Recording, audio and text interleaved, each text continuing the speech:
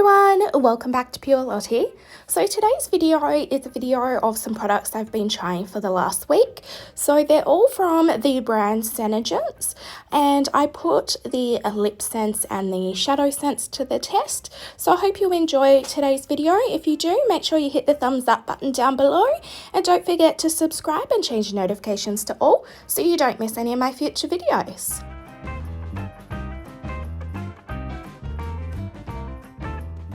Okay, so what I'm doing here is I first cleaned off my lips to make sure there was no product left on them, and then I shook up the Lipsense colour.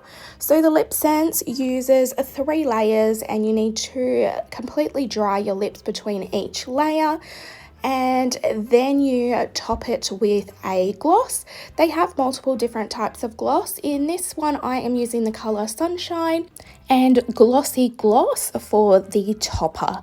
So you just need to make sure that it is fully dried down before you apply your topper, and not to press your lips together because otherwise it is a bit tacky. So I don't recommend these products for an hour-long wear, but I definitely do recommend them if you're going to like an event or an all-day thing, or even something that's a few hours long and you don't want to have to retouch it up. So the Glossy Gloss does moisturize your lips, so you can reapply that multiple times, as much as you want, as little as you want, but the Glossy Gloss gets rid of the tackiness, so then you can put your lips together. I will be posting these makeup looks on my channel in the next coming days, so I will link them above when they are posted. And for the main feature of the Lipsense is these don't transfer or smudge, so the only thing that will go anywhere is the Glossy Gloss topper. So you can kiss your partner, have a drink, and no transfer will happen. So I just drew a kiss test with each of these just to show you that the only thing that transfers is the Glossy Gloss. I will make a quick note that on my first application of Lipsense, it did sting for about 5 seconds on that very first layer of application. These are alcohol based, so if you have any tiny cracks in your lips, even the ones you can't see, then it is going to sting. So day 2, I used the colour Blue-Red. This day I was actually going out for a 21st birthday party, so I wanted to put this to the test and see how well it handled up. Red is a very bright colour, and you can pick up on all the mistakes or if anything's smudged. So I was very iffy about wearing this colour, but there was no better time than now to test it. So I ended up wearing it all night and got multiple comments on how is my lipstick staying in place. So for removal of the Lipsense, you can purchase a Oops remover, which I do suggest if you're just starting out with these. It helps you clean them up. However, if you do have a sensitivity to oil or really sensitive skin, you may find that you will get a few little pimples from the extra oil on your lips. So for me personally, I didn't like the Oops remover once I knew how to use the Lipsense. So I instead just used my standard makeup remover, which removes my waterproof mascara, and it removed this perfectly fine. And on the very last day, I also tried, once I was ready to take off my Lipsense, I just popped some lip balm on my lips, and I kept rubbing my lips together with that lip balm for about half an hour prior to trying to remove it, which just helped it break down the Lipsense a little bit and made the removal so much easier.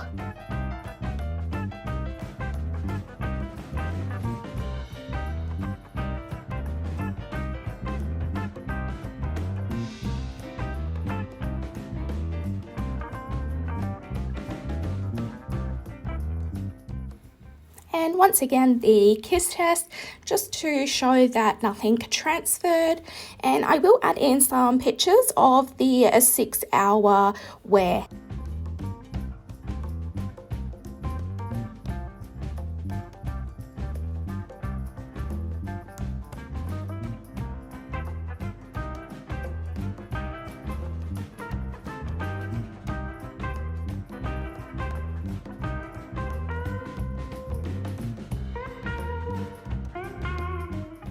And day 3, I use the colour Milk Rose.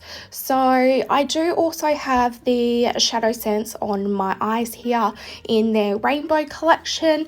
I did find it a little bit difficult to manoeuvre with, as I was using ones that were about 12 months old. So they were a little bit to manoeuvre around, so I didn't film this look for you, but I will film a look for you in the future.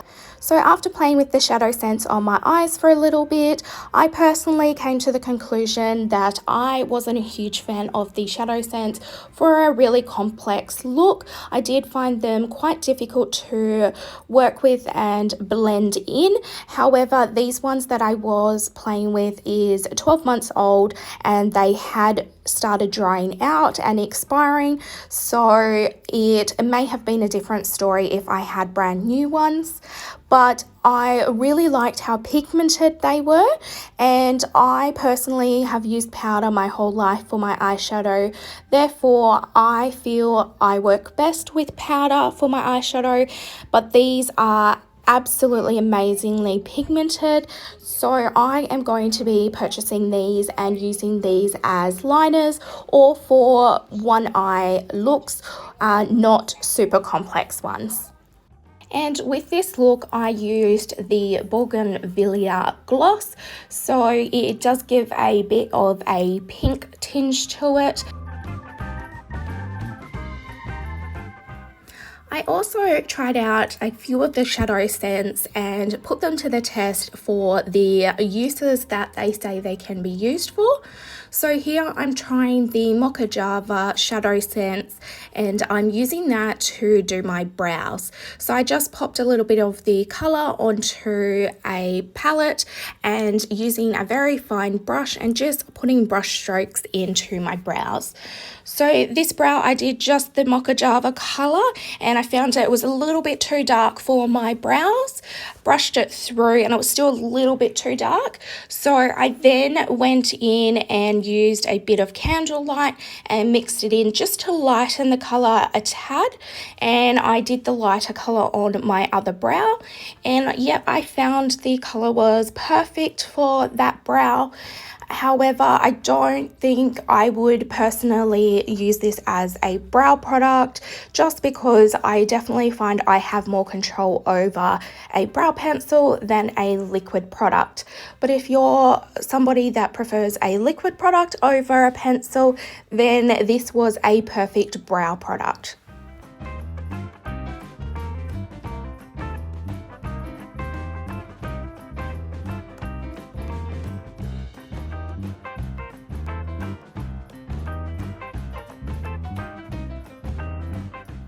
Also, the Shadowsense is also long lasting, so we put it to the test on my mother-in-law's oily eyelids. She has extremely oily eyelids and after 8 hours it still didn't budge, and she was taken by surprise because she has tried almost every product out there and nothing has lasted like this. I then put the Shadowsense to the test for bronzer. So I just went in with Garnet, which was a very deep brown, and I added a tiny bit of Candlelight as well because it was a very dark colour. And I just had to work quickly, so do one section at a time and just blend it in with my beauty blender, and I think it turned out perfect as a liquid bronzer. Looked really nice, it looked very natural in person. It doesn't really show up much on camera because of my lights, but in person it looked pretty nice. Again, I prefer powder, so for me this wouldn't be an everyday bronzer I would use, but if you prefer liquid over powder, then this is a perfect bronzer for you. And I love how versatile it was. You could use this as an eyeshadow, bronzer, you could use it for your brows, all in the same product.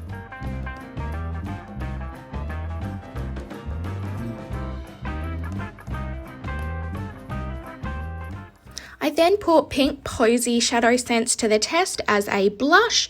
So I went in quite heavy-handed on one side and then went in light on the other side.